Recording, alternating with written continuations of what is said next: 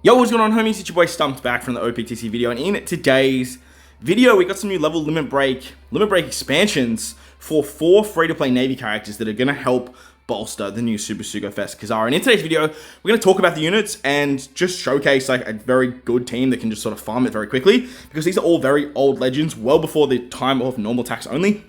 So you should be able to farm these characters up very easily. I'll show you where to get them and sort of the easiest way to sort of like burst through their actual content. You will need 10 copies of these characters to max them out, because you do need to get them to level in break 5. And all of them are very, very good, and they're all going to work exceptionally, like I said, with Kizaru, because they are all Navy characters, except Zeph, who's a Neo Marine. So let's take a look firstly at Zeph. We're going to take a look at his level limit break 5. His captain really doesn't matter. His normal special is just absolutely trash. But if you flick him over to level 150, now he's going to delay enemies. He does tap timing bonus. If you have an attack boost when the special is launched, shoot a character get a base attack boost of 1500 and a 60% damage reduction. If you have 3 or more Navy or Neo Marines, you get a 3 times attack boost to shooter characters, and then a damage reduction conversion buff for 2 turns as well. And remember, he still gives that 60% damage reduction as well, which is very, very good. And then he reduces character's special charge time by 6 turns. So as you guys can see, and he'll also give a 2.5 times attack boost for 2 turns. As you can see, he goes down, I believe with Limit Break Expansion, he actually goes down to 13 turns, and then Kizaru can give him 6 turns as well. So a very, very good character. He gets Final Tap, but his Final Tap is completely arse. So the special is pretty much all that we're looking at here for this particular character. Very, very good. Just getting a really nice attack boost. Remember, Kizaru, if you have 4 Navy characters on the team, he's going to turn all of this into rainbow buffs. So it's not just going to be for shooters, it's going to be for literally everyone on the team. As you can see, he doesn't have Navy in his tag, but he does have Neo Marines, which he does need for his special there, for 3 or more. So if you have Neo Marines and Navy, you can then use 2 Kizarus and a Zephyr as well. Moving on to Kuzen now. Kuzen's definitely the best of the batch. As you can see, his regular special is pretty dog shit, but if you go over to his level 150, now it's very, very good. You get 2 turns of lock slots, full board of tandem mobs through block. If you have an attack boost when the special is launched, a 1.4 times chain boost for 1 turn, and then you heal 40% of the maximum HP. If you have 3 or more Navy characters on the crew, which obviously this Kuzen and then 2 of the Kizarus, is going to satisfy that condition. Boost striker character's attack by 3 times, but remember that will become a rainbow 3 times attack boost under Kizaru as a captain. Reduces special bind by 6 turns and applies increased damage taken by 1.75 for full, that ignores full immunity for 2 turns, and then otherwise you get a 2.5 times attack boost. But again, you're going to be using these guys on Navy-based teams, so you're always going to have that Navy buff live. As you can see, he's Navy Logia and Navy Admiral. Navy Admirals get a bigger buff with the Super Tandem tag buff from Kizaru as well. So this is very, very nice.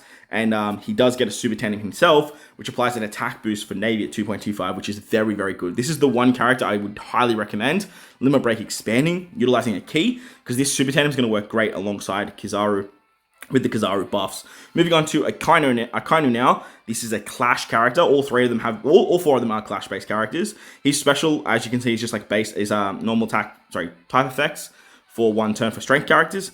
Now at level 150, you actually get a lot more. You get an Ignite that will go through full immunity if you have a bunch of Navy characters on the team. You get a 2.75 conditional buff against ignited effects and you also do damage in strength. If you have 3 or more Navy characters on the team, that ignores full immunity, as I mentioned, and then you get a type effect boost for strength characters at 3 times for 2 turns. You also reduce all defense up and threshold by 6 turns. Otherwise, you just get a 2.5 times color affinity boost to strength. Remember, under Kizaru, this is going to be buffed even higher, because it's going to be a 3 times color affinity boost for everyone, as long as you have the 4 Navy characters on the team. So very, very powerful mechanics. He does have a final tap, but again, his final tap's arse. We don't care about that. We're just looking at his special ability. The final character is Fujitora. Fujitora was a very, very good free-to-play character when he came out. He also has Super Tandem now, which gives a 2 times attack boost for Powerhouse and Slashes. And funny enough, he has Zora and Garp in his kit. So the 10 buff won't be affected by Kizaru's captain. So you do want to obviously bring Slasher characters if you are building around this guy. But at the same time, you can definitely still make some fun stuff work. As you can see at level 99, he's just like a slot effect boost. But at level 150, he gets a drastic buff. 3 turns of defense up and threshold removal. Reduces all enemies' HP by 8% to ignore defensive effects. Changes character slots to tandem and then gives adjacent orbs matching that goes through block slots, which is very good. Obviously, he's a super tandem character. If you have a slot effect boost when the special is launched, you get a plus 250 to base attack, which he gives at a 1,250 for powerhouse and slashes for 2 turns. Otherwise, you get a slot effect boost for slashes and powerhouse by 2.5 times. Remember, Kizaru is giving an overrideable orb boost, so you can get both of these effects into play. If the crew has 3 or more navies, you get a set target effect for powerhouse and slasher characters. Again, I don't think this is affected by Kizaru's abilities because it's not your crew, it's the enemy. But obviously Kizaru is a slasher character, so that does work very, very nicely. And then he gives himself 7 turns cooldowns. He goes down to 13, so when you have him in the middle slot, Kizaru can bring him back down very, very nicely. So all these characters are fantastic. The Kuzen is definitely by far the best in my opinion, and then followed by the Fuji, the Akainu, and then Zeph probably last. But look, all of them are like on legend tier, so definitely farm them up. But where do you find them? How can you farm them up? And how easy it is to farm them? How easy it is to acquire these characters?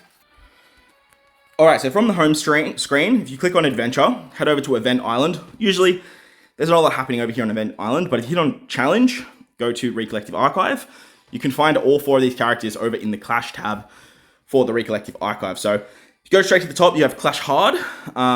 As you can see, Int is running today as of me recording this video. It is a Saturday here in Australia. So I can actually do 2 of them for free, and I don't need to use my points. You will get 200 points every single day, so don't stress if you don't do them all in one day. But I believe they are only 60 points. So you should be able to do at least, 3 of them straight off the bat, and you can do 1 the next day.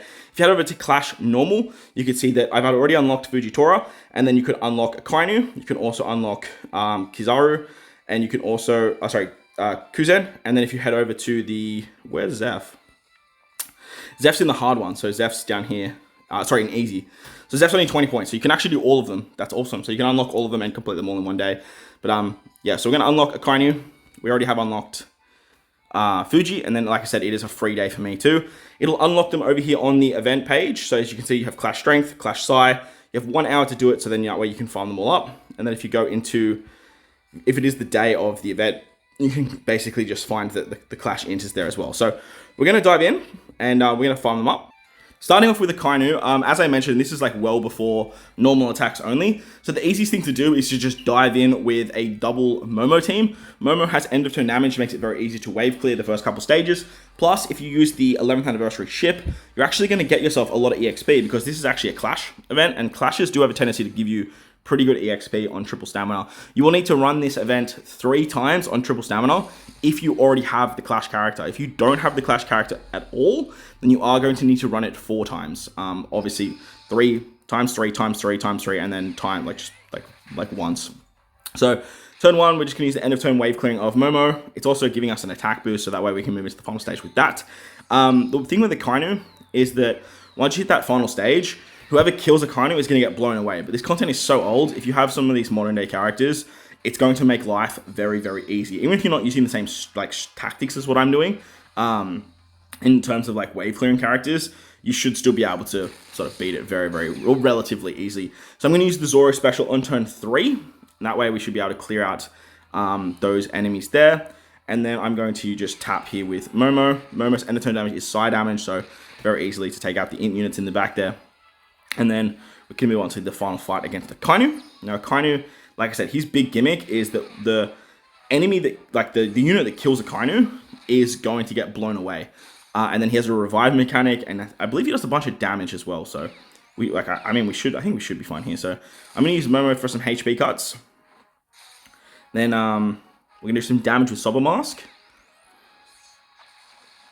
And then we can do some damage with Zoro. Shanks can also do damage.